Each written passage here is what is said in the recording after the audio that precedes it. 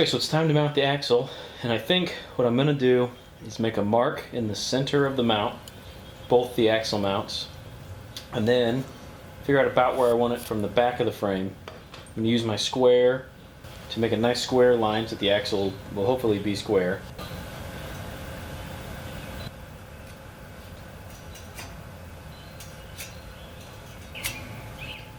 Get perfectly square to the frame, and I'll probably use a string to kind of triangulate. So I had to make sure the axle's centered on the frame because the next measurements are pretty critical. And it turned out measuring was a lot harder than I thought. So what I did was I took a piece of wire and I taped it to the front center of the frame, and then I pulled it to the top center of the right wheel, which is fit. And I went back and forth and made sure that that mark is the same on both, so that relative to the frame, the rear axle is perfectly square. Well, I got this all cleaned up and tack welded, and I just want to take a second to brag because the original line that I made on the tube and the mark, after all that other work, is perfectly centered. But I got super lucky and that line lined up, so it feels good.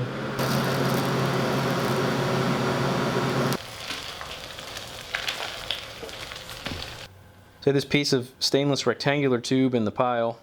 It seemed like it was a good fit for cutting these angle pieces out instead of cutting something else and bending it. So I'll use those to mount the engine. Stainless is pretty awful to work with. It's a lot harder than mild steel. It's harder to grind, it's harder to sand.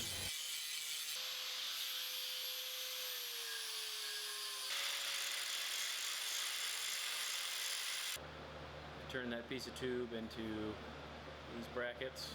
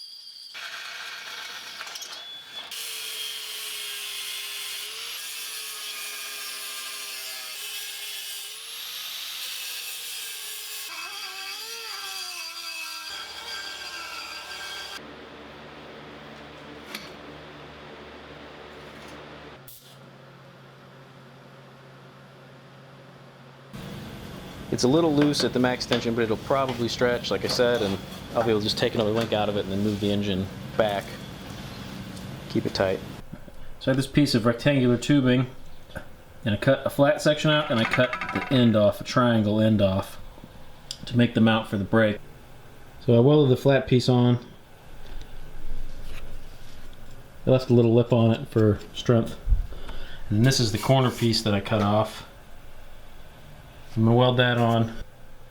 This is the brake caliper, and it'll go here. It uses this little piece, so this piece goes here. And then the brake caliper slides in like that.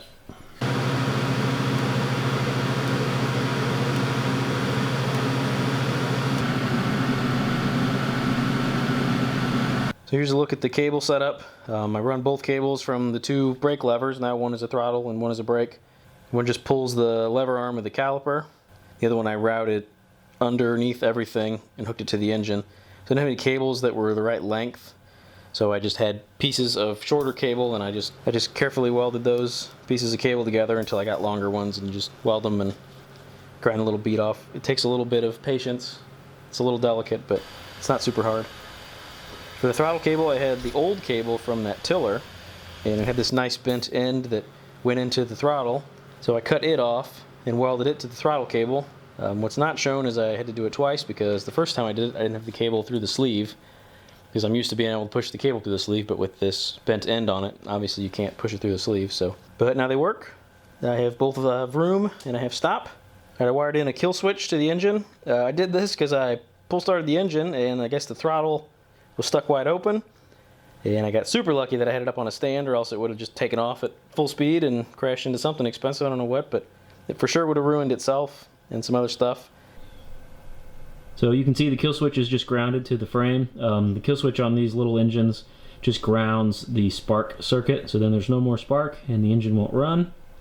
And then the wire to the engine I ran through the frame, and it comes out back here and connects to the engine. And finally, I got the seat zip tied on, and it's time for the first test ride.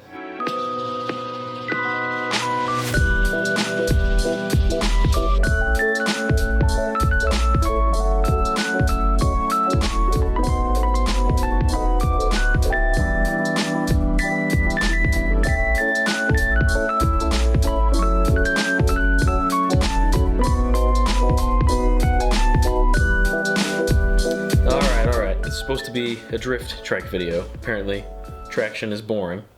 So I got a foot of 10-inch PVC and cut it in half, one chunk for each tire.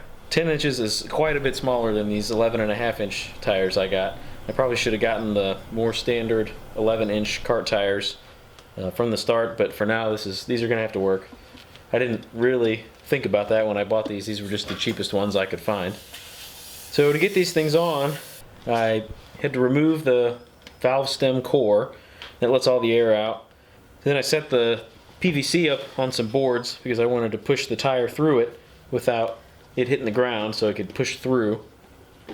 And then basically you just squeeze the life out of it, squeeze all the air out of it until it kind of starts to fit, and then with a whole bunch of pushing, push one side and push the other, eventually it pushes most of the way through. I couldn't get them perfectly centered, but they're close enough, at least close enough for this. And then I put some air in them after I put that valve stem core back in, and I ended up in the low 20 psi range, which is a lot lower than you normally would run a tire like this, but it kind of bulges up around that PVC, and it's about as far as I was comfortable with. And after you do that, they are ready for a late night first test.